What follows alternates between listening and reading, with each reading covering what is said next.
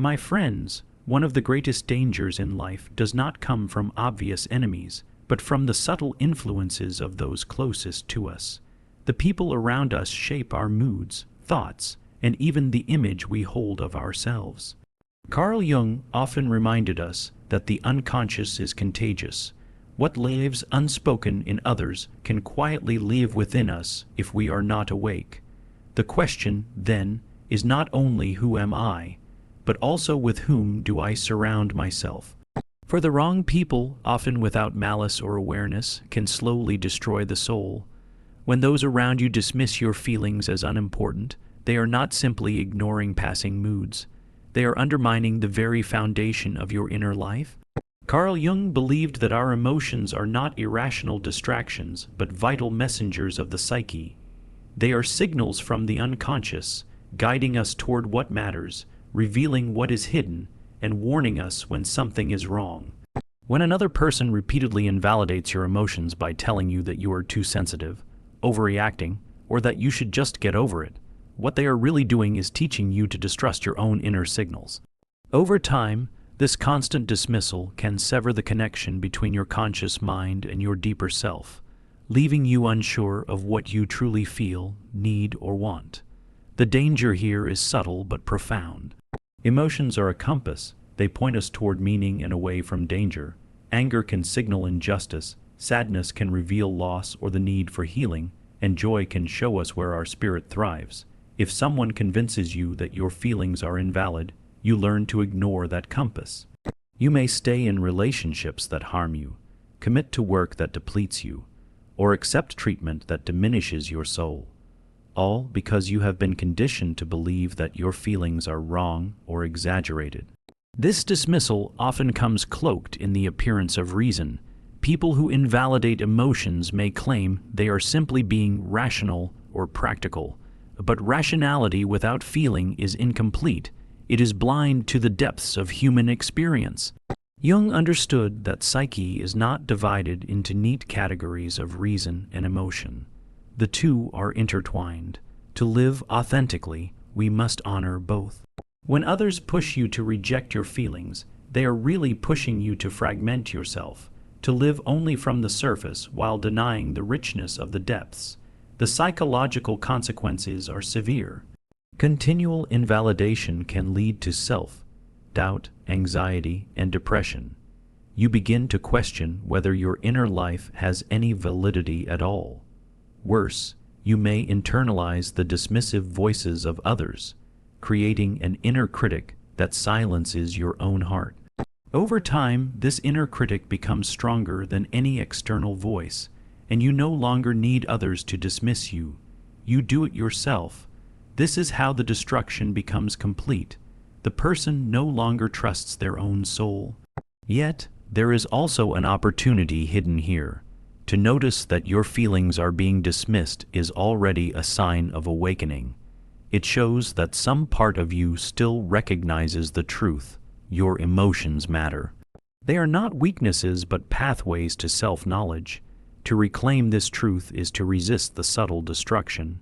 It means learning to sit with your feelings, to name them, and to honor them even when others do not.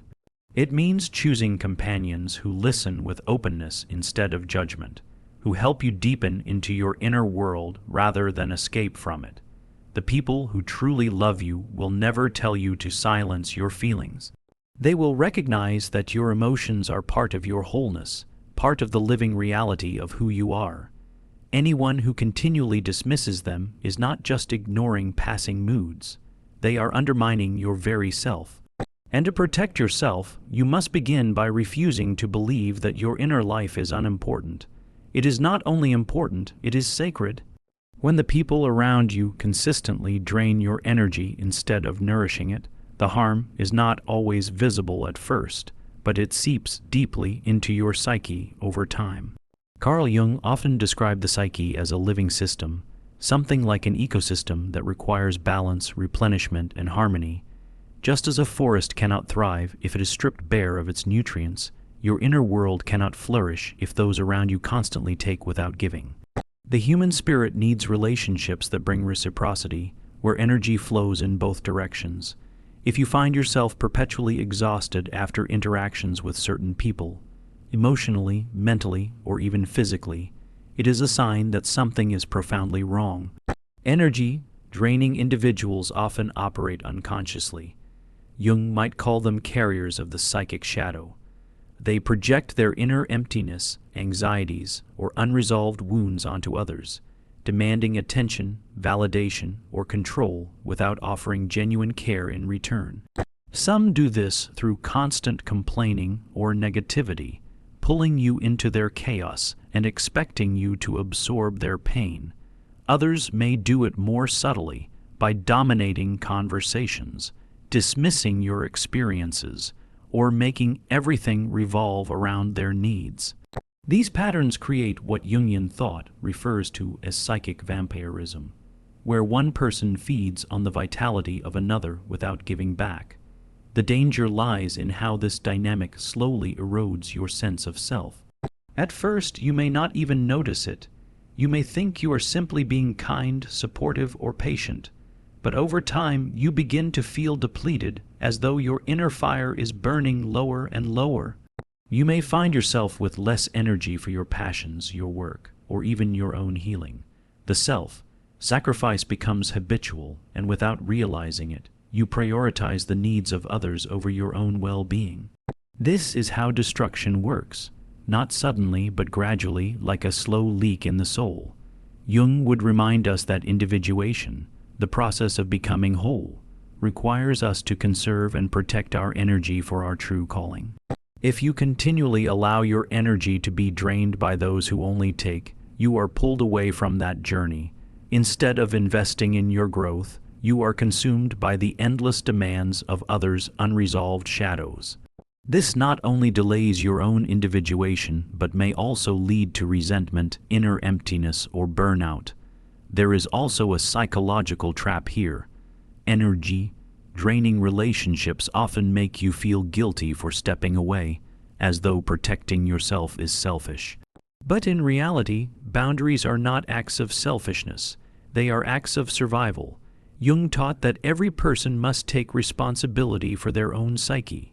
To allow another to endlessly feed on you is to rob them of that responsibility and to rob yourself of your wholeness. The path to freedom begins with awareness.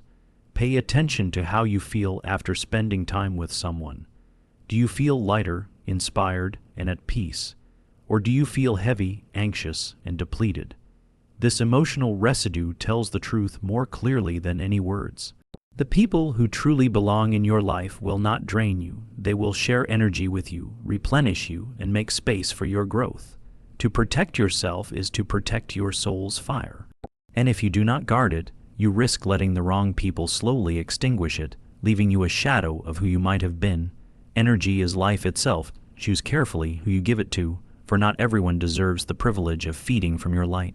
One of the most insidious ways the people around you can slowly destroy you is by subtly making you doubt your worth. Unlike direct criticism or obvious hostility, this harm often hides beneath the surface, cloaked in sarcasm, backhanded compliments, or quiet dismissals. It does not announce itself loudly. It creeps in silently, little by little, until you begin to see yourself through their distorted lens. Carl Jung understood that the psyche is highly impressionable to the judgments of others, especially those with whom we share close bonds. When people consistently project their envy, insecurity, or unresolved shadow onto you, the danger is not just their words but the way you begin to internalize them. It might start small. A friend who never quite celebrates your achievements, instead responding with jokes that undermine your success. A family member who compares you to someone else, always suggesting you are not quite enough. A colleague who hints that your talents are overstated, that you were simply lucky. These subtle jabs may appear harmless in isolation, but their accumulation is devastating. Over time, they plant seeds of doubt. You begin to question whether your accomplishments are real, whether your voice matters, or whether your presence has value. Jung would remind us that self-worth is not a luxury. It is a fundamental part of individuation, the process of becoming whole. When you doubt your worth, you sever your connection to the deeper self, the inner source of strength and authenticity.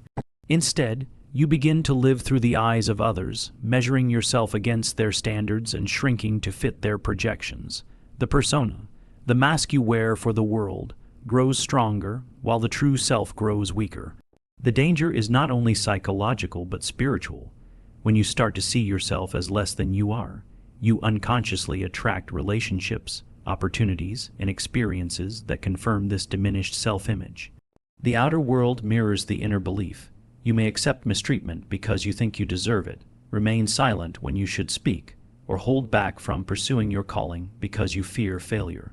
The destruction here is slow and invisible, but it robs you of your vitality, your creativity, and your confidence. It is important to recognize that people who make you doubt your worth are often projecting their own shadow. They cannot celebrate you because they are at war with themselves. Instead of facing their inadequacies directly, they cast them onto you, making you carry the burden of their unacknowledged pain. Jung emphasized that projection is one of the most common defenses of the unconscious, but just because someone projects onto you does not mean you must accept it. The challenge is to see clearly their words are about them, not about your truth. Reclaiming your worth begins with vigilance. Pay attention to how you feel after interactions. Do you feel affirmed, respected, and encouraged? Or do you feel smaller, uncertain, and diminished? The answer tells you whether someone is nourishing your soul or slowly eroding it. Surround yourself with those who can recognize your light, not those who seek to dim it. Ultimately, self-worth is not given by others. It is realized within. Jung taught that each of us carries within the self an inherent wholeness, an image of completeness untouched by external judgment. To live from this place is to refuse to see yourself through the eyes of others and to instead root yourself in the truth of your being. The people who truly belong in your life will reflect this truth back to you, not try to make you forget it. Anyone who continually causes you to doubt your worth is not a companion of your soul, but a threat to it. When people around you pressure you to become someone you are not, they are not simply influencing your choices. They are pulling you away from your very essence. Carl Jung taught that the highest aim of human life is individuation, the process of becoming your true self. This means integrating your unconscious depths, listening to your inner voice, and unfolding into the wholeness of who you are meant to be. But when others impose their expectations, their ideals, or their fears upon you, they are asking you to abandon this sacred path and to instead wear a mask that serves their needs. Over time, this pressure can destroy not just your confidence, but your sense of identity itself. Often, this pressure is subtle. Parents may, out of love or fear, push their children into careers, roles, or lifestyles that reflect their own desires rather than the child's authentic calling. Friends may ridicule or question choices that deviate from the norm, suggesting that independence is foolish or risky. Romantic partners may encourage conformity, wanting you to act in ways that make them feel secure rather than allowing your individuality to shine. The message is always the same: who you are is not enough, and to be accepted, you must become someone else. The danger here lies in the loss of authenticity. Jung believed that when we conform too much to external expectations, we live from the persona, the mask we present to the world, rather than the self. The persona is necessary in some measure. It helps us function in society. But when the persona dominates, we lose touch with our deeper reality. Life becomes performance, not authenticity. The soul suffers silently under this pressure, and a quiet despair grows within. This despair can manifest in many ways. You may feel a constant sense of restlessness, as though you are living someone else's life. You may achieve success according to external standards, yet feel hollow, wondering why fulfillment never comes. Or you may silence your passions and gifts, burying them to avoid criticism, only to feel a deep longing that never leaves you. Jung warned that when the self is denied, it does not disappear, it retreats into the unconscious. emerging through dreams, symptoms, or inner conflicts until you are forced to confront it. Why do people pressure you to change? Often, it is because your authenticity threatens them. To see someone live true to themselves confronts others with their own compromises, their own unfulfilled lives. Rather than face their shadows, they try to make you conform so that they can feel safe. Their demand is not about your well-being but about their comfort. Recognizing this truth is essential, for it frees you from believing that their pressure is a reflection of your inadequacy. To resist this slow destruction requires courage.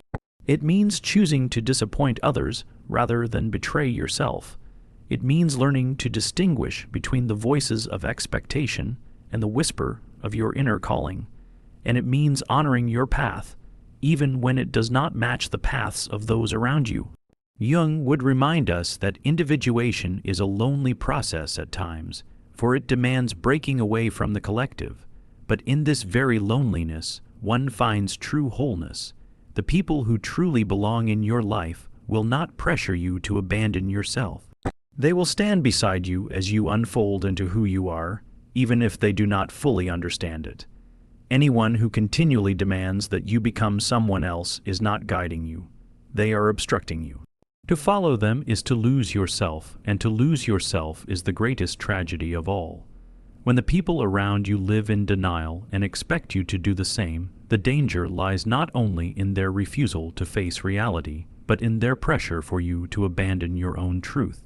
Carl Jung warned that what is repressed does not disappear, it festers in the unconscious, growing in strength until it emerges in destructive ways.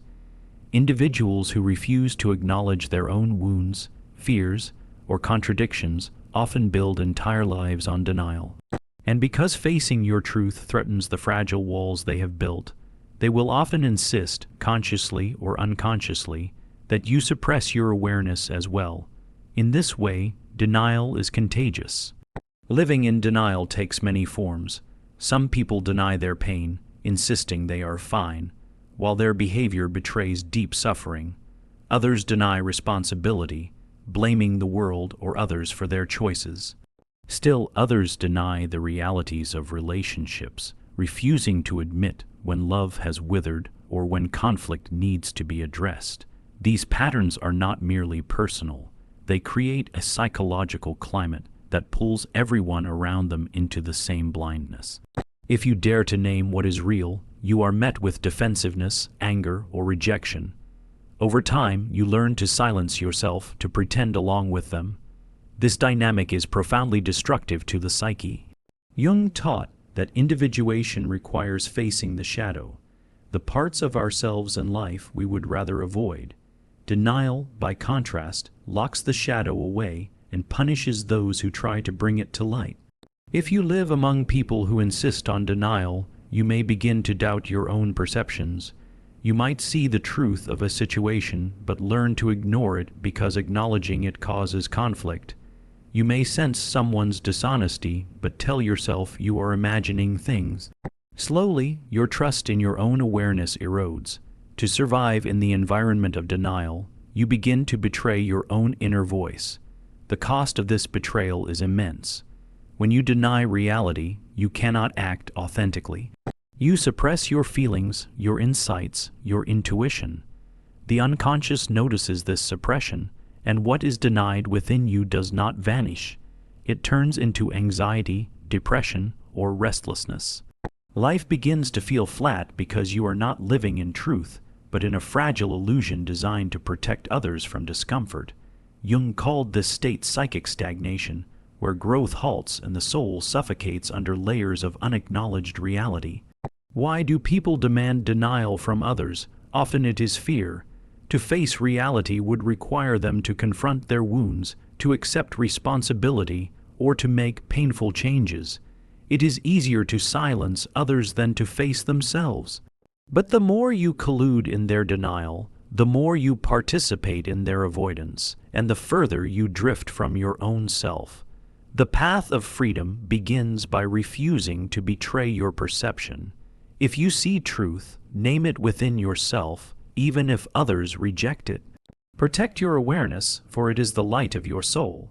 You may not always be able to change others, but you can choose not to live in their illusions. The people who truly value your presence will not punish you for seeing clearly. They will honor your vision, even if it challenges them. To live in denial is to live half alive. To accept denial from others is to risk losing yourself. Jung's wisdom reminds us that only by confronting what is hidden within ourselves and in those around us can we begin the journey toward wholeness. To walk in truth, even when others refuse it, is not only an act of courage, but an act of profound preservation of the soul. When the people around you isolate you from your own inner voice, the destruction is far deeper than it may appear on the surface. Carl Jung emphasized that the inner voice, the voice of the self, is the guiding principle of individuation, the process of becoming whole and authentic. It is the compass that leads us toward meaning, growth, and truth. To lose touch with it is to drift away from yourself, becoming a stranger in your own life. Yet some people, whether consciously or unconsciously, work to separate you from this voice. They make you doubt your intuition, question your feelings, and distrust your instincts until you no longer know what is truly yours and what has been imposed upon you. This isolation often happens subtly. It may begin with someone telling you that you are too sensitive when you express pain, or too unrealistic when you share your dreams. They might dismiss your instincts by saying, "You're overthinking," or "You're imagining things." At first, these remarks may seem trivial, but repeated over time, they erode your trust in your own perception. You begin to hesitate before speaking, second, guess your emotions, and wonder whether your inner truth is valid at all. Jung would describe this as a severing of the connection between consciousness and the self. Instead of drawing wisdom from within, you become dependent on external voices, those who tell you who you are, what you should feel, and how you should act. This is a form of psychological colonization, where another person's narrative replaces your own. The tragedy is that your inner voice never disappears. It is silenced, buried beneath layers of self, doubt, and fear, waiting for you to reclaim it. The consequences of this disconnection are profound. Without your inner voice, you lose your anchor. Decisions feel confusing because you no longer know which desires are truly yours. You may enter relationships, careers, or lifestyles that do not align with your soul simply because others told you they were right. Life then becomes mechanical, driven by duty or expectation rather than meaning. Anxiety, emptiness, and even depression emerge, not because life lacks opportunities, but because you have been cut off from the inner guidance that gives those opportunities direction. People who silence your inner voice often do so because your authenticity threatens them. Your clarity, your sensitivity, your intuition. These qualities expose truths they would rather avoid. Instead of facing themselves, they undermine your connection to yourself, ensuring you remain easier to control or less likely to challenge them. In Jungian terms, they project their own inner conflict onto you, making you carry the burden of their disowned truths. The path back to wholeness begins with recognizing when your voice has been silenced. Pay attention to moments of hesitation, when you know what you feel but quickly dismiss it, when you sense something is wrong but convince yourself you are overreacting, when you long for something but immediately hear a voice, often not your own, telling you it is impossible. These are signs that your inner compass has been overshadowed by external influence. To reclaim it, you must practice listening inward again. This may take the form of solitude, journaling, meditation, or even paying attention to your dreams, what Jung called the royal road to the unconscious. Dreams often reveal truths that the conscious mind, clouded by external noise, cannot access. Gradually, by honoring your feelings, instincts, and imagination, you restore trust in your own voice. The people who truly support your growth will never isolate you from yourself. Instead, they will encourage you to listen inward, to honor your intuition, and to speak your truth, even when it challenges them. Anyone who repeatedly undermines your inner voice is not protecting you.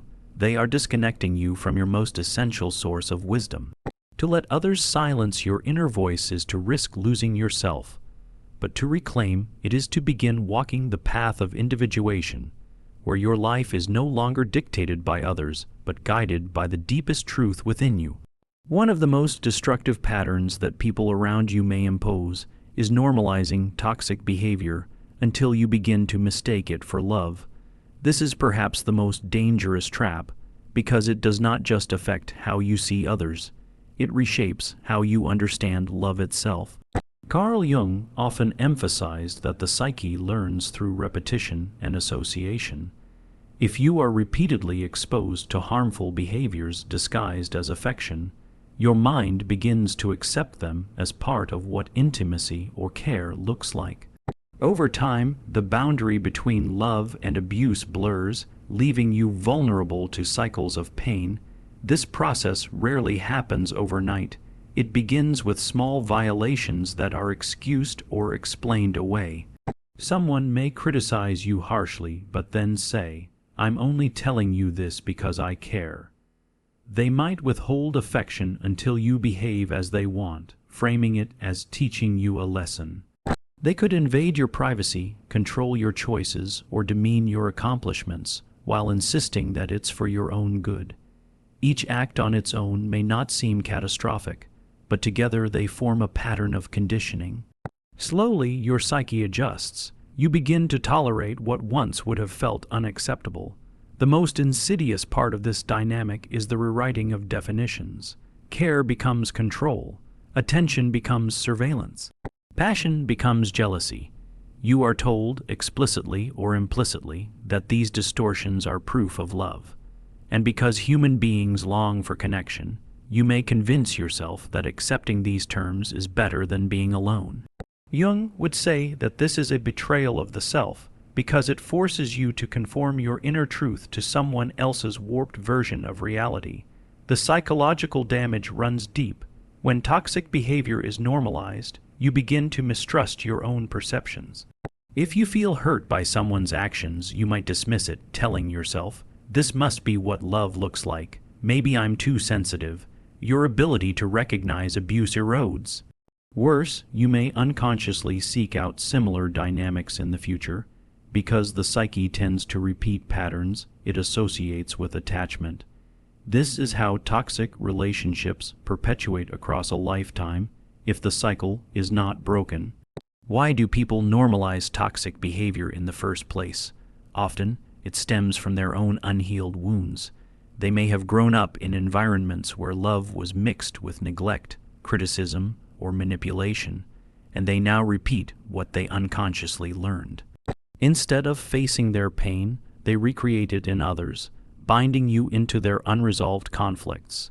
In Jung's language, they are projecting their shadow and refusing to individuate. Breaking free begins with awareness. The moment you start questioning, is this really love, or is it harm disguised as care? You begin reclaiming your truth. Pay attention to how you feel after interactions. Do you feel respected, valued, and supported? Or do you feel diminished, anxious, and controlled? Real love nurtures your growth. It does not stifle it. Real love allows freedom. It does not demand submission. Real love builds you up. It does not quietly erode you. Healing from this trap requires relearning what love truly is. Jung would encourage us to turn inward, to connect with the archetypal self, which carries an innate sense of wholeness and truth. From this place, you can redefine love, not as control, fear, or manipulation, but as mutual respect, authenticity, and deep acceptance. Surrounding yourself with people who embody these qualities helps rewire your understanding, so that what once felt familiar but toxic no longer holds power over you. Ultimately, anyone who insists that harm is love is not guiding you toward wholeness but pulling you further from it.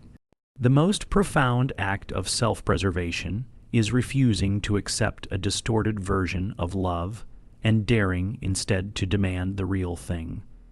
For Jung, this is not just about relationships. It is about the soul's journey toward truth. To normalize toxicity is to live in illusion. To reject it is to honor the self and step fully into your authentic life.